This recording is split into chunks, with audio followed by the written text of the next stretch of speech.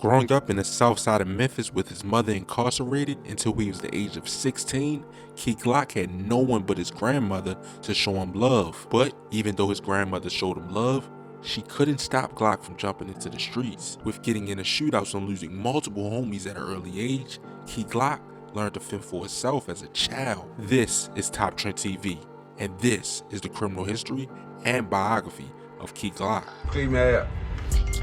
I know. Yeah, my little nigga put your bitch out the hood. Don't think I don't know. Nigga, I be in your hood every other day, nigga. You never there, nigga. On God, nigga. No folks do not fuck with you in your own hood, bitch ass nigga. You should jump on another team, stop claiming your own shit, nigga. How you go from your own guy to somebody shit, nigga, don't even claim your shit no more. Like, you that nigga. You a hoe, nigga. I take a nigga Glock.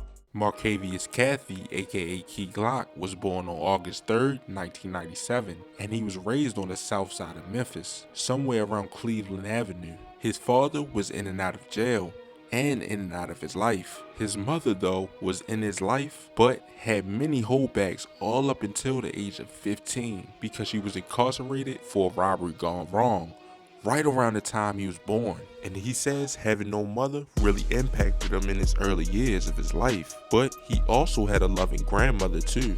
But even though he had a grandmother that showed him love, she couldn't hold Glock back from jumping into the streets at an early age with no guidance. At only the age of 14, Key Glock and his homies had gotten into some beef with some other guys around the way, and his tensions was getting higher. Glock lost his first close friend to gun violence at only the age of 16.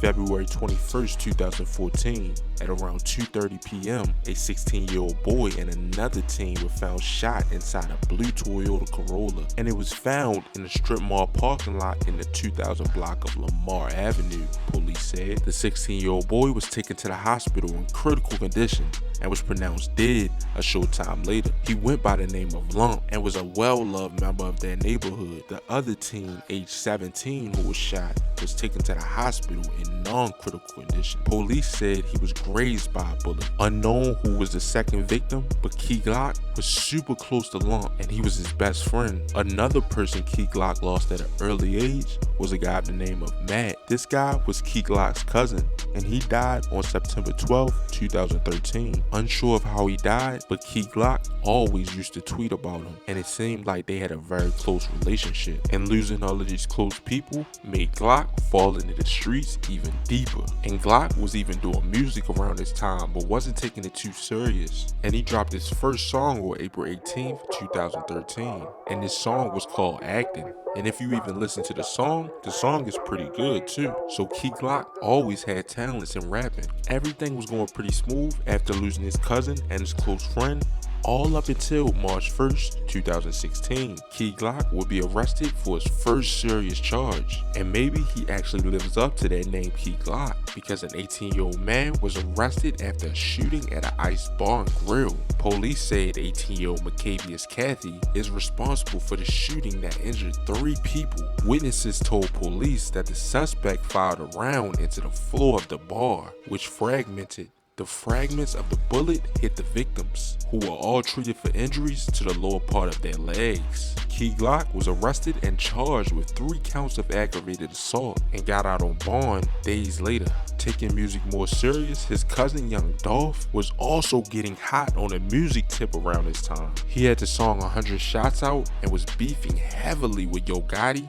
and his crew, and some family members told Young Dolph about Key Glock, so Young Dolph got out with Key Glock. Being cousins through marriage, Young Dolph wasn't too close to Key Glock before he knew he did music, and when Young Dolph heard his music, he ended up signing him to PRE, which was a great idea for Young Dolph, and even turned his label up even more.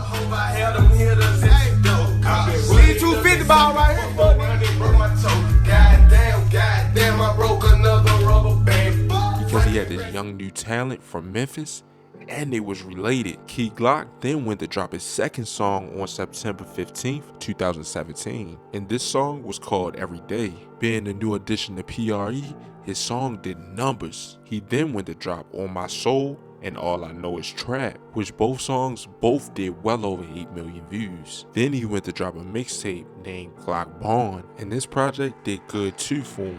Then dropping Glaucoma, and then he did a mixtape with Young Dolph, and this was really a good project named Dumb and Dumber. Then he dropped Yellow Tape, Son of a Gun, Dumb and Dumber 2, and Yellow Team. But on May 14, 2019, Key Glock would then have another setback because he would then be arrested again. Because in 2019, Key Glock was one of a handful of rappers who was arrested at Rolling Loud. He was locked up around the same time as Kodak Black and Jada Youngin. He was charged with carrying a concealed firearm and possession of marijuana over 20 grams. His bond for the first two charges was each $5,000, and a bond set for $7,500 for carrying over 20 grams of marijuana on him. But around November of 2020, Key Glock and Young Dolph had got themselves into a heated beef with a guy by the name of Lil Miko, and he is also an artist from Memphis, Tennessee. It even got so real at one point that Lil Miko pulled up to Key Glock's block that he used to live on.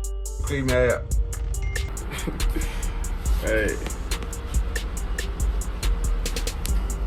Now. They go traveling forward now. They're going forward. Unsure of how the beef started, but Key Glock and Lil Miko seems like they used to go to the same school. Key Glock even says Lil Miko was selling hair back in high school.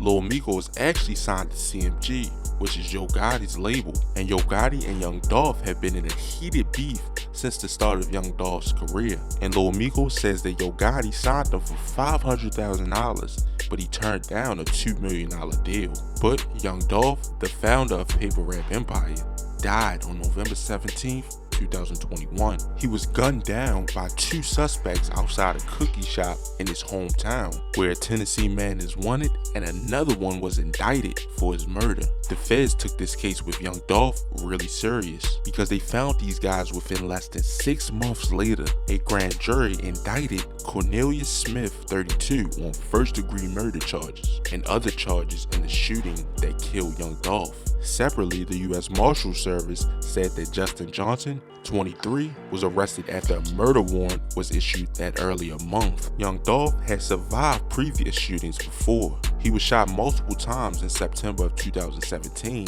after a fight outside a Los Angeles hotel. And in February of that year, his SUV was shot at in Charlotte, North Carolina more than 100 times. And he dropped a song after naming it 100 shots. So Young Dolph was always a big target in Paper Rap Empire.